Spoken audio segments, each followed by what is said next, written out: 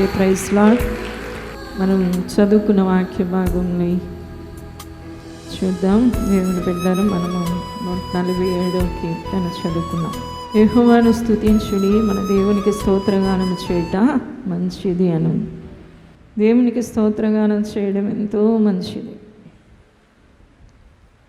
అని కీర్తనకారుడు పాడుతూ దేవుడు చేసిన ఆ మంచి కార్యాలు అన్నీ కూడా ఒక్కొక్కటి కూడా తెలియచేస్తూ ఉన్నాడు. దేవుణ్ణి మనము స్తుతించడం మంచిది. మంచిది అనే మాట సంపూర్ణంగా దేవునికే వర్తిస్తుంది. దేవుడు తప్ప ఎవరు మంచివాళ్ళు కారు. ఆయన మంచి పనులు చేశాడు కాబట్టి మంచివాడు కాదు, ఆయన మంచివాడు కాబట్టి మంచి పనులు చేస్తాడు. హల్లెలూయా. ఆయన ఎప్పుడు కూడా దేవుడు మంచివాడు, దేవుడు ఒక్కడే మంచివాడు. చూడండి, మార్కు సువార్త 10వ అధ్యాయం 18వ వచనాన్ని చూద్దాం. యేసు, నన్ను సత్పురుషుడని ఎలా చెప్పుచున్నావు? దేవుడు ఒక్కడే గాని మరి ఎవడును సత్పురుషుడు కాడు. దేవుడు ఒక్కడే కానీ మరి ఎవడును కూడా సత్పురుషుడు కాడు. సత్పురుషుడా, మంచివాడా, నిత్య జీవానికి వారసుని అవ్వటానికి నేను ఏం చేయాలి అని ఒక వ్యక్తి దేవుని దగ్గరికి వచ్చినప్పుడు దేవుడు చెప్పాడు, మంచివాడు అని ఎవరిని అనాలి అంటే దేవుడిని ఒక్కడనే. నన్ను సత్పురుషుడని నువ్వు ఎలా చెబుతున్నావు అని అతన్ని ప్రశ్నించారు. అంటే అతడు దేవునిగా యేసుక్రీస్తు ప్రభుని గ్రహించాడు. దేవునికి స్తోత్రం, హల్లెలూయా. దేవుడు ఒక్కడే సత్పురుషుడు, దేవుడు ఒక్కడే మంచివాడు. మంచి అనేది ఎవరిలో మనకి సంపూర్ణంగా కనబడుతుంది అంటే దేవాది దేవునిలోనే. అయితే ఆ మంచి దేవుడు ఏం చేస్తాడు అని మనం తెలుసుకుంటే ఆయన చేసేది కానీ ఆయన ఇచ్చేది కానీ ఏదైనా కూడా మంచిగానే ఉంటుంది. చూడండి, మనం ఆదికాండం 1వ అధ్యాయం 31వ వచనాన్ని చూస్తే ఇక్కడ దేవుడు మానవులకి ఇచ్చిన సమస్తం దేవుడు కలుగ చేసినది అంతా చూసినప్పుడు అది మంచిదిగా కనబడతా ఉందట. చూడండి 31వ వచనం. దేవుడు తాను చేసినది యావత్తును చూచినప్పుడు అది చాలా మంచిదిగా నుండెను. దేవుడు తాను చేసినది యావత్తు చూసినప్పుడు అది ఏం చేసింది? చాలా మంచిదిగా కనబడతా ఉంది. అంటే దేవుడు కార్యాలు ఎప్పుడు కూడా మంచిగానే ఉంటాయి. దేవుడు అంటే మంచి, ఇంకా ఆయనలో చెడు ఏమీ లేదు. చాలామంది ఏమనుకుంటారు అంటే దేవుడు అది చేస్తాడు, మంచి చేస్తాడు, మేలు చేస్తాడు, కీడు చేస్తాడు, కష్టాన్ని సుఖాన్ని కూడా దేవుని వల్లనే మనం అనుభవిస్తున్నాం అనుకుంటారు. దేవుని బిడ్డలారా, అది పచ్చి అబద్ధం. ఎందుకంటే దేవుడు కష్టాన్ని సుఖాన్ని రెండూ ఇవ్వడు. అందుకనే బైబిల్లో ఉంది, గమనాగమనముల వల్ల కలుగు ఏ ఛాయైనా ఏ చంచలత్వమైనా లేనివాడట. ఆయన నిండు వెలుగు, సంపూర్ణమైన వెలుగు. ఆయనలో ఏది కూడా లేదు, చిన్న మచ్చ కూడా లేనివాడు ఆయన, చిన్న లోపం కూడా లేనివాడు. కాబట్టి దేవుడు కష్టం సుఖం ఆయన ద్వారానే కలుగుతుంది, మేలు కీడులు ఆయన వల్లే కలుగుతాయి అని మనుషులు మాట్లాడుతున్న మాట పచ్చి అబద్ధం. దేవుడు మేలే చేస్తాడు, మంచే చేస్తాడు. ఆయన వెలుగై ఉన్నాడు. దేవునికి స్తోత్రం. పరిశుద్ధ గ్రంథం చెప్తుంది, ఆయనలో చీకటి ఎంత మాత్రము లేదు, చీకటి ఎంత మాత్రం లేదు. ఆయన సంపూర్ణ వెలుగై ఉన్నాడు. జ్యోతిర్మయుడగు ప్రియ తండ్రి అని మన దేవుడికి ఉన్న ఒక నామం. దేవునికి స్తోత్రం, హల్లెలూయా. కాబట్టి ఈ అభిప్రాయాన్ని చాలామంది క్రైస్తవులు కూడా ఈ అభిప్రాయాన్ని కలిగి ఉన్నారు. లోకస్తులకైతే తెలియక ఓరి దేవుడా నాకు ఈ కీడు పెట్టావు, అసలు దేవుడినే వాళ్ళ దేవుడి దగ్గరికే రాలేదు. దేవుడు కాని దాన్ని దేవుడు అనుకుంటా తిరుగుతున్నారు. అది అటుంచండి. ఇంకొకటి ఏం మాట్లాడుతూ ఉంటారంటే వాళ్ళకి ఏదైనా కీడు వచ్చినప్పుడు ఓరి దేవుడా ఎంత కీడు పెట్టావు ఓరి దేవుడా అంటూ ఉంటారు. ఎందుకంటే వాళ్ళు బైబిల్ చెప్తుంది వారి మనోనేత్రాలకి యుగ సంబంధమైన దేవత గుడ్డితనం కలిగజేసిందట. దేవుణ్ణి చూడకుండా, దేవుడి యొక్క క్రియను చూడకుండా వాళ్ళు పూర్తిగా గుడ్డివారైపోయి ఉన్నారు. కాబట్టి వారు పూర్తిగా దేవుణ్ణి తెలుసుకోలేని పనికి మాలిన వారై ఉన్నారు. కాబట్టి వాళ్ళు అలాగ ప్రవర్తిస్తారు. కానీ దేవుని బిడ్డలైన వారు కూడా చాలా వరకు ఇలాగే ప్రవర్తిస్తూ ఉంటారు. ఏమనంటే దేవుడే మంచి చెడు చేసేది, మేలు చేసేది ఆయనే, కీడు చేసేది ఆయనే అని, కష్ట సుఖాలు ఆయన ద్వారానే పొందుకుంటున్నామని.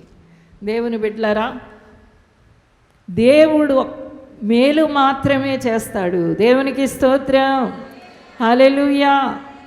దేవుడు ఎప్పుడు కూడా మంచే చేస్తాడు. అందుకని 6 దినాల సృష్టిని చేస్తున్న తరువాత దేవుడు ఏం చేస్తాడట, అదంతా ఒకసారి వెనదిరిగి చూసుకున్నప్పుడు అది చాలా మంచిదిగా కనబడతా ఉంది, చాలా మంచిదిగా కనబడతా ఉంది. అయితే లోకంలో మనం కీడులు చూస్తున్నాం కదండి, లోకంలో కష్టాలు చూస్తున్నాం కదండి, లోకంలో నష్టాలు చూస్తున్నాం కదండి, లోకంలో ఉపద్రవాలు చూస్తున్నాం కదండి, రకరకాల వేదనలు, బాధలు, దుఃఖాలు చూస్తున్నాం కదండి అని మీరు అడగచ్చు. నిజమే, అందుకనే కదా యేసయ్య ఈ లోకానికి వచ్చారు, వాటి నుండి విడిపించడానికి. దేవునికి స్తోత్రం.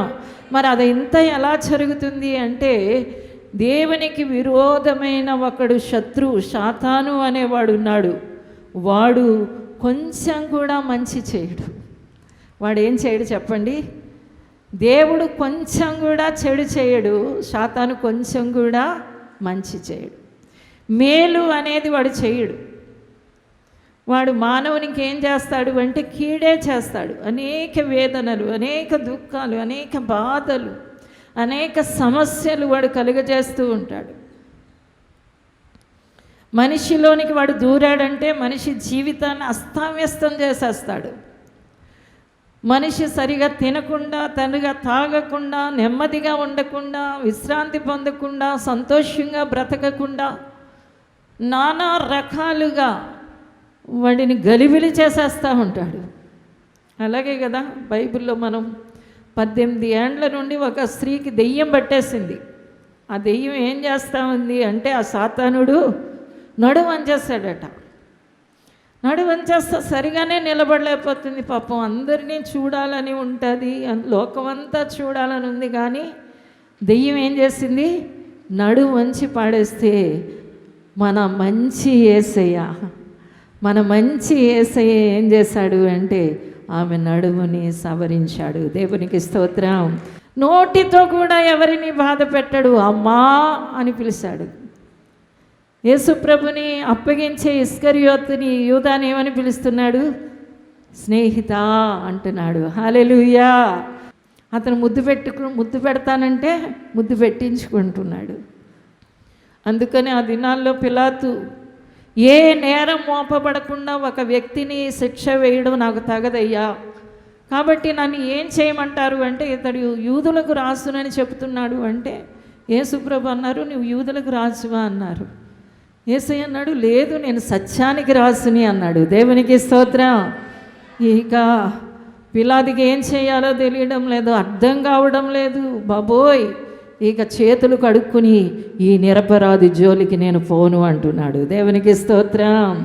హల్లెలూయా. అంత మంచివాడు ఆయన, అంత మంచివాడు. తర్వాత చూడండి, ఆయన కార్యాలు మంచివే కాదు. దేవుని బిడ్డలారా, 1 తిమోతి 4:4 చూద్దాం. దేవుడు సృజించిన ప్రతి వస్తువును మంచిది. దేవుడు సృజించిన ప్రతి వస్తువు కూడా ఏంటంట? మంచిది. దేవుడు ఏమిచ్చినా కూడా అది మంచిదిగానే ఉంటుంది. తన పిల్లలకు ఆయన ఏం చేస్తాడు చెప్పండి? మంచి ఈవులను అనుగ్రహిస్తాడు. యేసుక్రీస్తు ప్రభువారు ఒక దినం చేసిన తర్వాత కూడా మనం ఆదికాండంలో చూస్తే ఆ సృష్టికర్త ఒక దినం చేశాక అది మంచిది అని చెప్పేవాడు. ఈ రోజుల్లో ప్రజలు చాలా భయాలు ఉన్నాయి లోకంలో. ఏమనుకుంటున్నారంటే దేవుడు చేసిన దినాలు మంచివి అనుకోవడం లేదు. దేవుడు చేసిన దినాలు మంచివి అనుకోవకుండా సాతాను వాళ్ళని భ్రమపరుస్తూ ఉన్నాడు. అందుకని సోమవారం మంచిది, మంగళవారం మంచిది కాదు, బుధవారం మంచిది, గురువారం మంచిది కాదు. దేవుడు నీకు ఏదైనా ఇస్తే దేవుడిచ్చే ప్రతి వస్తువు ఎలా ఉంటుందట? మంచిగా ఉంటుందట. అందుకనే దేవుణ్ణే అడగాలి. మనం గొంతెమ్మ కోరికలు కోరకుండా, మనకి ఇవి అవి కావాలని అడగకుండా, మనం అడిగితే ఏమడుగుతాం? సగం మంచిది ఉంటుంది, సగం చెడ్డది ఉంటుంది. ఎందుకంటే మనం మంచి చెడ్డ తెలివినిచ్చే వృక్ష ఫలాన్ని తిన్నవాళ్ళం కాబట్టి సగం మంచిది, సగం చెడ్డది. సాతానైతే పూర్తిగా చెడ్డోడు, మనిషి అయితే సగం సగం.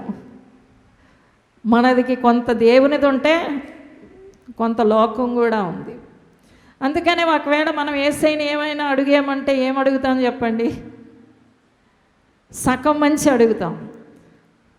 అందుకనే దేవుని దగ్గర మనం ఏం చెప్పకుండా, దేవా నువ్వు ఇవ్వండి అంటే ఆయన ఇచ్చేదంతా మంచిది. హల్లెలూయా. మంచి ఈవెనను ఆయన ఇస్తాడు. పరిశుద్ధ గ్రంథం చెప్తా ఉంది. ఈ లోకపు చెడ్డ తండ్రి ఉదాహరణగా దేవుడు ఎలాంటి మాట తీసుకున్నాడో చూడండి. ఈ లోకపు చెడ్డ తండ్రి తమ పిల్లలకు మంచి ఈవులను ఇవ్వాలి అనుకుంటే మీ పరలోకపు తండ్రి అంతకంటే నిశ్చయంగా మంచి ఈవులను ఇస్తాను అంటున్నాడు. హల్లెలూయా, హల్లెలూయా. ఈ లోకంలో ఉన్న అమ్మా నాన్నకే తమ పిల్లలకి మంచిది ఇవ్వాలి అని ఒక కోరిక ఉన్నది అంటే నాకుండదా? నేను నీ సృష్టికర్తని, హల్లెలూయా, నీ నిర్మాణకుడిని. కాబట్టి నీకేం చేస్తాను? మంచి వాటినే ఇస్తాను, మంచి ఈవులని ఇస్తాను. దేవుని బిడ్డలారా, యేసుక్రీస్తు ప్రభువారు దేవాది దేవుడు మనకి ఏమిస్తాడు చెప్పండి? మంచి ఈవులని ఇస్తాడు. కొంతమంది సాతాను పక్కలో కూర్చుని యేసయ్య మంచి ఈవులు ఇవ్వి, యేసయ్య మంచి ఈవులు ఇవ్వ అని అడుగుతున్నారు.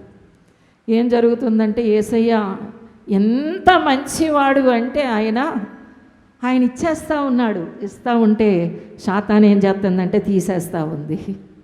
సాతాను ఏం చేస్తూ ఉంది? ఎందుకంటే కూర్చున్న స్థలం మంచిది కాదు. ఇశ్రాయేలీయులకి అలాంటిదే జరిగింది. దేవుని బిడ్డలారా, వాళ్ళు ఐగుప్తు దేశంలో ఉన్నారు. ఐగుప్తు దేశంలో ఉన్నప్పుడు ఫరో అనే రాసు క్రింద ఉన్నారు. దేవుడు వాళ్ళకి శ్రేష్టమైన ఆరోగ్యాల్ని, శ్రేష్టమైన బిడ్డలని, అన్ని శ్రేష్టమైనవి ఇస్తూ ఉన్నాడు. అయితే ఏం చేస్తూ ఉంది అంటే సాతాను వాటిని లాక్కుంటుంది. అప్పుడు దేవుడు చెప్పాడు, నీకు ఒక మంచి దేశాన్ని ఇస్తాను. హల్లెలూయా. పాలు తేనెలు ప్రవహించే ఒక మంచి దేశాన్ని నీకు ఇస్తాను అని దేవుడు వారితో వాగ్దానం చేశాడు. ఉండే స్థలాన్ని కూడా దేవుడు ఏం చేస్తాడట? మంచిదిగా చేసేస్తాను అంటున్నాడు. హల్లెలూయా. కాబట్టి దేవుని బిడ్డలారా, మనము దేవుని నుండి మంచి వాటిని పొందుతున్నాము అని, దేవుని వలన మనం మంచి వాటిని సంపాదించుకుంటున్నాము అని ప్రతి వారు కూడా గ్రహించాలి. దేవుడు ఎప్పుడు కూడా చెడు చేయడు. దేవుడు అన్యాయం చేయడం అసంభవం అంటున్నాడు. ఎవరు అంటే కష్టాల గుండా వెళుతున్న యోబు భక్తుడు. దేవునికి స్తోత్రం. హల్లెలూయా. సాతానుడి గురించి ఇంకా సంపూర్ణంగా తెలియదు, కానీ ఏదో ఒకటి జరుగుతూ ఉంది. ఇదిగో నేను ఈ కష్టం పడుతున్నాను అని చెప్పి దేవుణ్ణి, ప్రభువా ఈ కష్టంలో కూడా ఏదో మేలు ఉందని నీకు స్తోత్రమయ్యా అన్నాడు.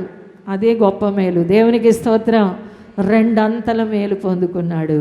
హల్లెలూయా. ఈ కష్టం దేవుని వల్ల సాతాను దేవుని సముఖంలో నిలబడిందని, యోబుని శోధించడానికి అడిగిందనే సంగతే తెలియని యోబు అంటున్నాడు, దేవుడు అన్యాయం చేయడం అసంభవం, సర్వశక్తుడు ఏ దుష్కార్యం కూడా చేయడు అని. దేవునికి స్తోత్రం. దేవుని బిడ్డలమైన మన మనస్సులో ఇది గట్టిగా మెదలాలి. దేవుని పిల్లలారి ఇది మనసులో పెట్టుకోవాలి. దేవుడు ఎప్పుడు మేలే చేస్తాడు. దేవుడు ఎప్పుడు కూడా మంచిదే ఇస్తాడు. దేవుడు ఏ కార్యం చేస్తున్నా అది మంచిగానే ఉంటుంది. దేవుడు దినాలన్నీ కూడా మంచిగా చేశాడు అని. మంచి పొందుకోవడం అనేది అందరికీ ఇష్టమైన పని. మంచి జరగాలండి అన్నవాళ్ళు చెయ్యొద్దండి అంటే చిన్న పిల్లోడు కూడా ఎత్తుతాడు. ఎందుకంటే అందరూ అంటారు నాకు మంచిగా చదువుకోవాలండి నేను అంటారు, నాకు మంచి ఉద్యోగం కావాలండి అంటారు, నాకు మంచి భార్య కావాలండి అంటారు, మంచి భర్త కావాలండి అంటారు, నాకు ఒక మంచి ఇల్లు కావాలండి అంటారు. ఏదైనా కూడా ఏం కావాలి? మంచిది మంచిది మంచిదే కావాలి అనుకుంటారు. మంచి అమ్మని మనం కలిగి ఉన్నాం, ఆయనే ప్రభు అయిన యేసుక్రీస్తు. హల్లెలూయా. ఆయన అమ్మలాగా ఆదరిస్తాను అంటున్నాడు, అంటే అమ్మలాగా ఉంటాను. మొట్టమొదట లోకములో మనకు దొరికిన మంచి అమ్మ ఎవరు అంటే యేసయ్య.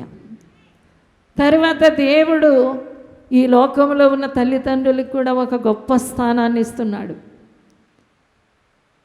అందుకనే దేవుడు అంటున్నాడు, మీ భూమి మీద మీరు దీర్ఘాయుష్మంతులగునట్లు నీ తల్లిని తండ్రిని సన్మానించు అంటున్నాడు. క్రైస్తవులకైతే ఇద్దరు అమ్మలు ఇద్దరు నాన్నలు ఉంటారు. వాళ్ళు ఎవరు అంటే ఆత్మని రక్షించి ఆత్మని పరలోకానికి తీసుకెళ్ళడానికి ప్రయాసపడే వారిని కూడా తల్లిదండ్రులు అని పరిశుద్ధ గ్రంథం తెలియజేస్తూ ఉంది. దేవునికి స్తోత్రం. అలాగే ఈ లోకములో మంచి జీవితానికి పునాదులు వేసేవాళ్ళు ఎవరు అంటే మంచి తల్లిదండ్రులు. వారు తమ బిడ్డల క్షేమాన్ని కోరుతారు, వారి సుఖాన్ని వారి సంతోషాన్ని కోరుతారు.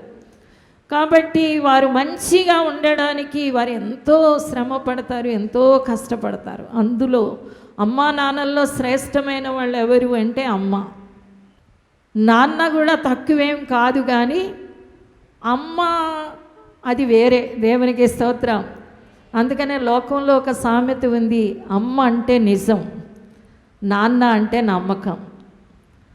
నాన్న అంటే నమ్మకం, ఇదిగో ఈయనే మీ నాన్న అని చెబితే ఆ పిల్లోడు ఆ నాన్న దగ్గరికి వెళతాడు.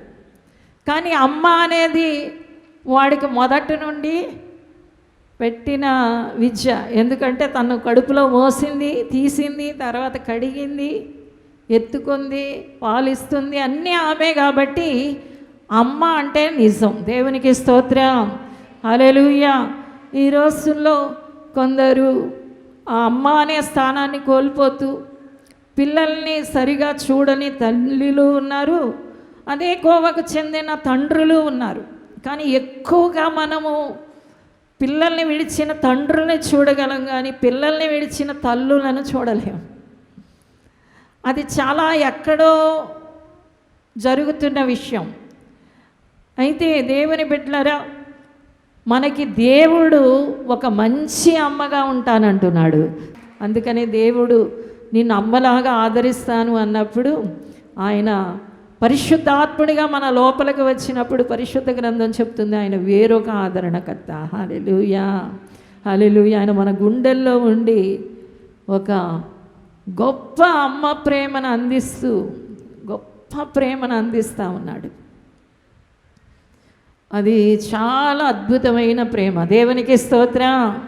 ఆ ప్రేమ ఈ లోకంలో దేనినైనా ఎవరినైనా కూడా మరిపించే అంత మహోన్నతమైన, అంటే ప్రేమ మత్తు అంటారు చూసారా, ఆ మత్తు లాంటిది. దేవునికి స్తోత్రం.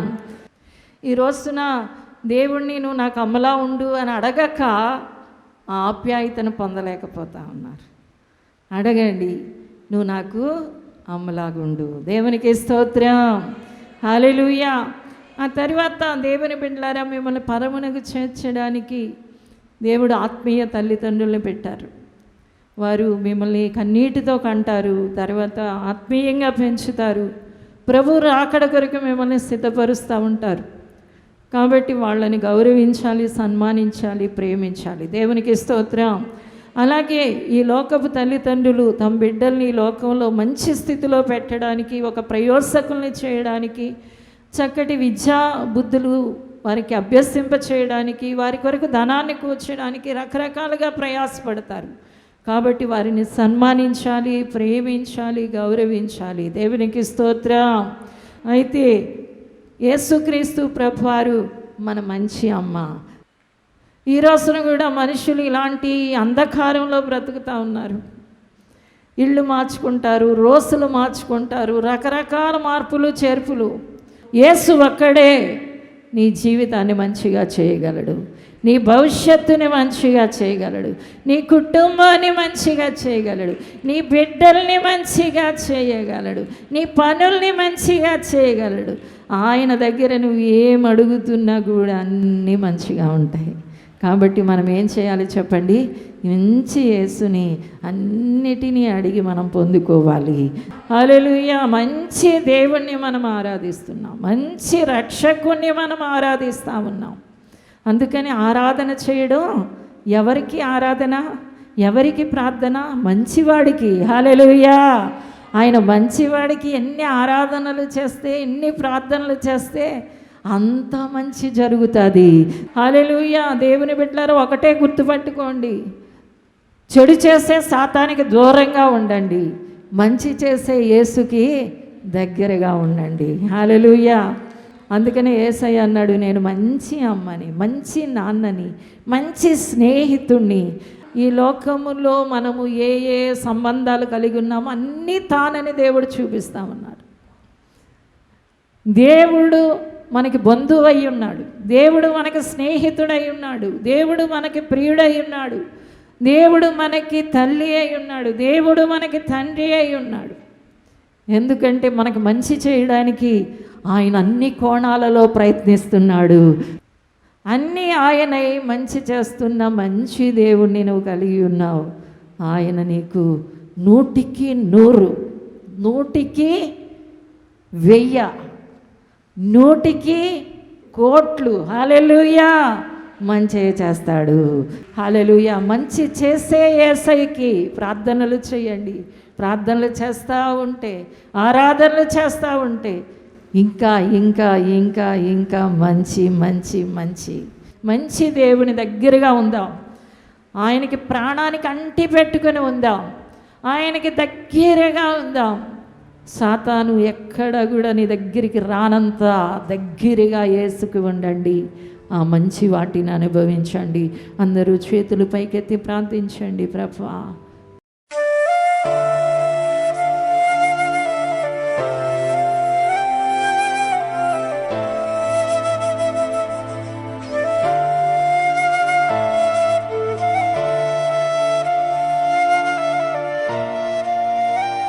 పరిశుద్ధుడా, నీకు స్తోత్రాలు చెల్లిస్తున్నాను. మా ప్రియుడా, నీకు వందనాలు వందనాలు వందనాలు.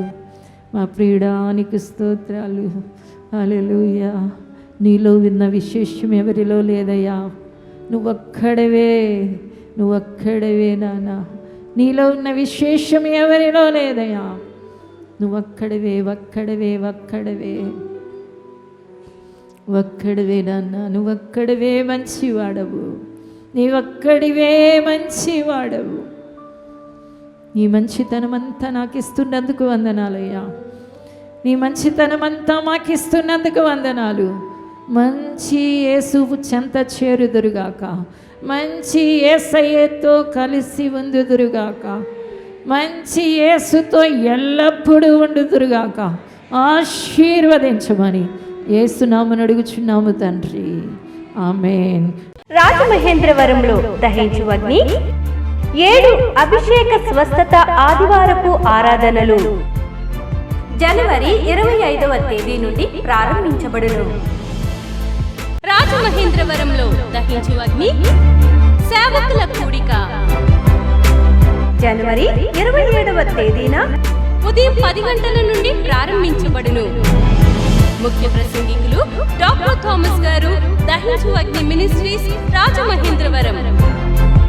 స్థలం దహించు అగ్ని ఆడిటోరియం, నటరాజ్ థియేటర్, రాజమహేంద్రవరం.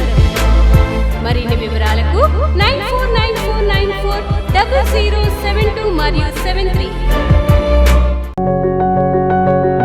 పరిశుద్ధాత్మ 4940072 మరియు 73.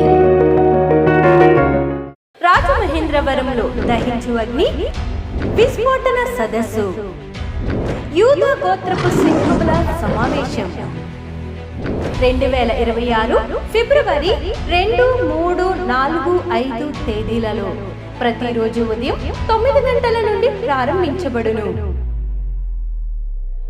ముఖ్య ప్రసంగికులు ప్రవక్త టీజో థామస్ గారు కేరళ, డాక్టర్ జయశీలన్ గారు చెన్నై, డాక్టర్ థామస్ గారు డాక్టర్ శివ థామస్ గారు దహించు Agni ministries Rajamahendravaram. Registration fee 100 రూపాయలు మాత్రమే. దూర ప్రాంత ప్రజలకు భోజనం మరియు వసతి సదుపాయం కలదు. స్థలం దహించు అగ్ని ఆడిటోరియం, నటరాజ్ థియేటర్, రాజమహేంద్రవరం. మరిన్ని వివరాలకు 9494940072 మరియు 73. ఇది కుటుంబ ఆశీర్వాద కూడిక. ఇక్కడ మేము మా కుటుంబాలను కట్టుకున్నాం. మరి మీరు? అయితే ప్రతి శుక్రవారం రాజమహేంద్రవరంలో జరిగే ఈ కుటుంబ ఆశీర్వాద కూడికలో పాల్గొనండి. ఈ కూడిక జరుగు స్థలం దహించు అగ్ని ఆడిటోరియం, నటరాజ్ థియేటర్, రాజమహేంద్రవరం. సికింద్రాబాద్ లో దహించు అగ్ని అద్భుత అసాధారణ కూడిక ప్రతి శనివారం సాయంత్రం 5 గంటల నుండి ప్రారంభించబడును. స్థలం SPG church ground, alpha hotel వెనుక, సికింద్రాబాద్. మరిన్ని వివరాలకు 9494940074 మరియు 75. రాజమహేంద్రవరంలో దహించు అగ్ని అభిషేక ఆదివారపు ఆరాధన ఇప్పుడు ప్రతి ఆదివారం ఉదయం 9:30 నుండి ప్రారంభించబడును. తప్పక పాలు పొందండి, దైవిక ఆశీర్వాదం పొందండి. స్థలం దహించు అగ్ని ఆడిటోరియం, నటరాజ్ థియేటర్, రాజమహేంద్రవరం.